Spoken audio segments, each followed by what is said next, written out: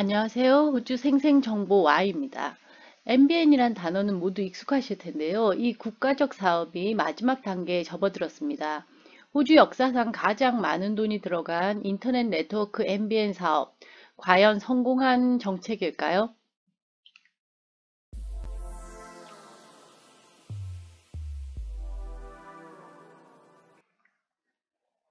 NBN이라는 것은 National Broadband Network의 약자입니다.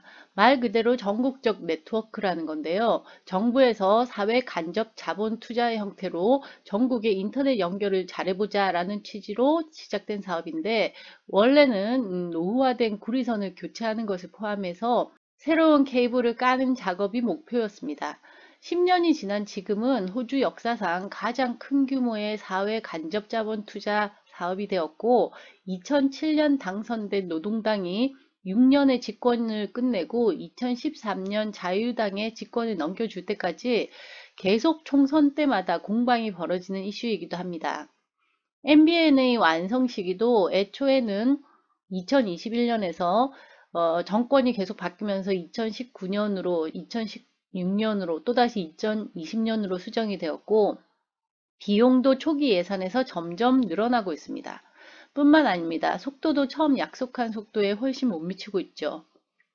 MBN은 네트워크 도매상입니다. 즉 호주 전체의 네트워크 도매를 독점하며 소매상이 이 MBN 라인을 빌려 소비자에게 소매가로 되파는 겁니다.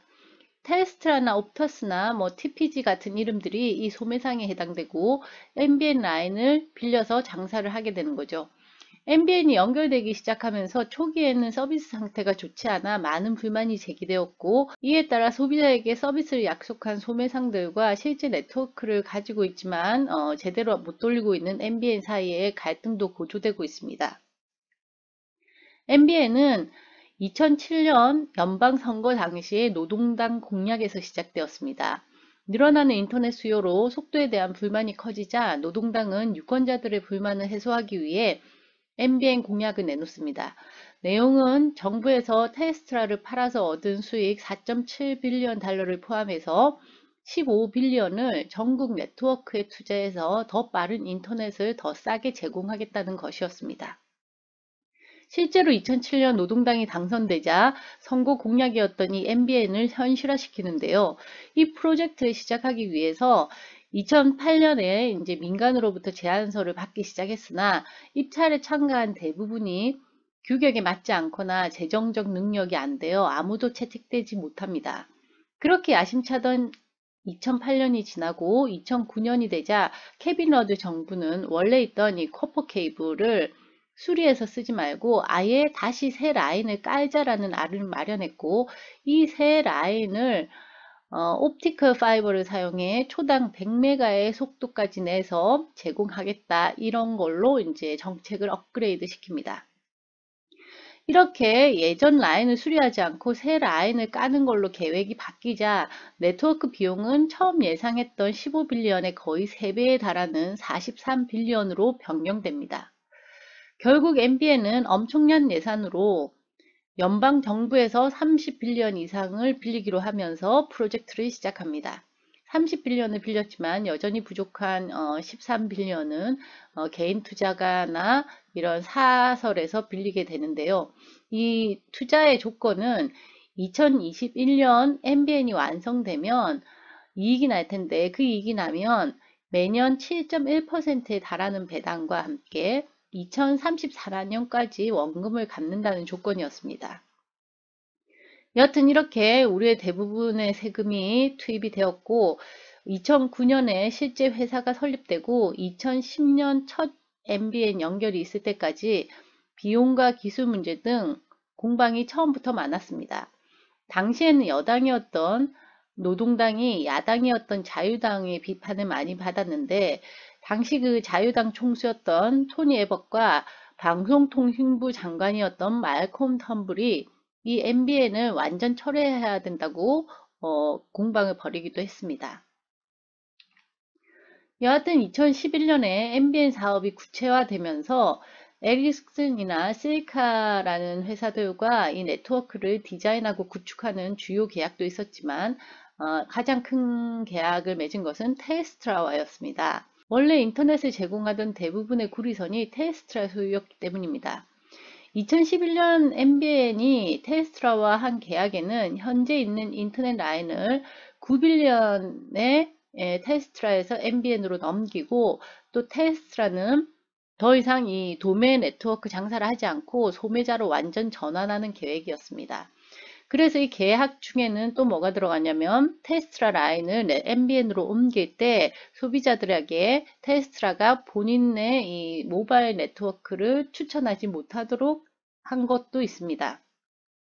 텔스트라 모바일 네트워크를 이용해서 손님을 빼가면 MBN을 사용하는 손님이 줄 것이기 때문이죠. 이러면서 텔스트라 주가는 곤두박질 쳐서 2011년 당시 최저가인 2.6달러를 찍습니다. 그 외에도 텔스트라는 이 MBN 계약의 후유증으로 아직까지도 손님을 잃고 있고, 올해 발표한 순이익도 5%또 떨어졌습니다. 왜냐하면 기존 고객들을 전부 다 MBN으로 넘겨서 자기는 소매자로 바뀌니까 있던 고객들이 떨어지는 거죠. 그래서 MBN이 완성되어 갈수록 이 고객을 잃어가고 있긴 하지만 곧 그 완성 기간이 보임으로써 텔스트라에게 그 암흑의 끝이 보이고 있다고 할 수 있습니다. 이제 모바일 시장에는 5G라는 새 카드가 나오면서 텔스트라 주가가 조금 회복했는데, 이 MBN과의 악연이 언제 끝날지 아직 구체적인 날짜는 정해지지 않았습니다. 2012년에는 호주 정부에서 화웨이 장비 사용을 금지하면서 또 한 번 버짓에 영향을 주고, 2013년 집권당이 또 노동당에서 자유당으로 바뀌면서 MBN을 비판하던 자유당은 또 한 번 이 MBN을 수정하게 됩니다. 어떻게 수정하냐면, 시간도 적게 걸리고 비용도 더 싼 MTM 방법으로 케이블을 바꾸게 되는 거죠. 이 MTM이라는 건 꼭 구리나 코퍼 라인만 쓰지 않고 여러 다양한 방법을 사용해서 최대한 빨리 사업을 완성하기 위한 거였습니다.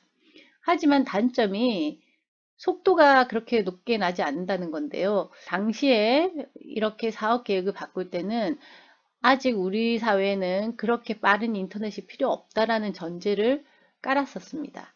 하지만 이제 그게 지금은 불만이 되고 있죠. 2016년 총선에 말콤 덤블이 PM이 되면서 MBN이 다시 비난을 받기 시작하자 이 말콤 텀블은 당연히 화살을 노동당으로 돌렸습니다. 노동당이 처음부터 이거를 안 만들어야 됐는데 지금 만들어서 이렇게 된 것이다. 자유당이 중간에 기술을 바꿔서 그런 게 아니다 라고 했고, 또 노동당은 원래 계획대로 했으면 좀 더 나았을 텐데 자유당이 중간에 정권을 집권하면서 계획을 바꿔서 그렇다라면 이제 서로 네 잘못이다 내 잘못이다 하고 있는 와중입니다. 이미 완성된 MBN 고객 중에도 40%가 네트워크 서비스에 불만이 있었고, 이 PM이었던 말콤 덤블은 MBN은 실패한 정책이라고 대놓고 얘기하며 케빈 러드와 줄리아 길라드의 정부를 비난했습니다. 이렇게 저렇게 MBN은 산전수전을 겪으면서 드디어 완성 단계로 가고 있는데요. 그래프에서 보시다시피 설계는 2008년에 시작되었지만 실제 서비스가 연결되기 시작한 것은 2010년부터고 속도를 내지 못하고 있다가 2013년에 자유당으로 정권이 바뀌면서 이 인스톨레이션이 늘어나기 시작합니다. 이렇게 급격히 늘어나는 거 볼 수 있죠.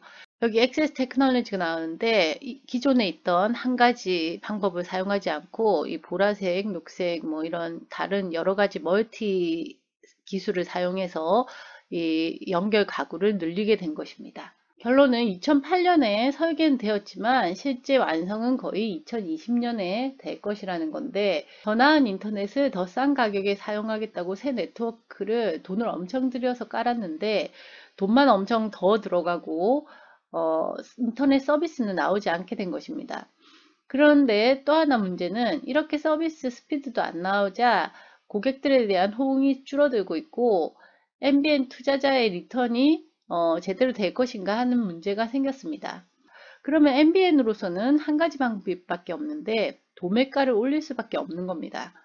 그런데 속도가 안 나니 소비자들의 불만은 커지고 도매가는 또 올라가니 소매상들의 불만도 높아지고 있습니다. MBN은 호주 거주자 모두에게 강제사항입니다. 물론 인터넷을 안 쓰는 사람은 상관없겠지만 인터넷을 쓰는 사람은 모두 MBN을 써야 된다는 거죠. 모든 인터넷은 NBN으로 교체해야 되는데 여기 오른쪽 아래에 좀 잘 안 보일지 모르겠는데 사진은 이 NBN이 들어오면 기존 전화가 모두 끊기니까 끊기기 전에 NBN을 신청하라는 경고장입니다. NBN이 연결되면 집 전화인 랜드라인을 끊고 NBN에 가입해야만 합니다. NBN 설치 전에는 전화만 따로 하고 아니면 인터넷만 따로 신청을 해서 사용이 가능했지만 NBN이 들어온 이후에는 전화만 따로 설치할 수가 없습니다. 인터넷을 설치한 후에 NBN 라인을 통해 인터넷 전화를 설치해야 합니다. 그래서 핸드폰이나 인터넷을 사용하지 않으면서 집 전화에 의존하고 있는 노인들이 전화를 못 쓰는 경우가 생기고 있습니다. 소비자들은 인터넷 사업을 하려면 인터넷 라인만 바꾸면 되지 왜 잘 쓰던 집 전화를 끊어야 하냐라는 불만이 늘어나고 있습니다. 소매상들도 불만이 많죠. NBN이 도매 라인을 독점하니 가격 경쟁이 안 된다는 겁니다. NBN이 네트워크를 독점함으로써 도매가는 정해져 있고 소매상들이 소비자를 모으려면 소매상의 마진을 줄여서 경쟁 업체보다 싸게 내놓을 수밖에 없기 때문입니다. 지난 테스트라 주주통회에는 테스트라 사장의 NBN이 없었다면 호주 네트워크는 훨씬 더 빠르고 더 쌌을 것이라며 NBN은 비싼 실수라고 대놓고 비난했고 포커스 그룹도 정부의 NBN 독점을 어떻게 관리할 건지 대책을 내놓으라고 요청하며 개별 회사가 인프라에 투자할 수 있게 했다면 더 공정한 경쟁이 되었을 거라고 말하고 있습니다. 요즘같이 모바일 시대에는 5G까지 나오면서 속도와 가격이 경쟁의 생명입니다.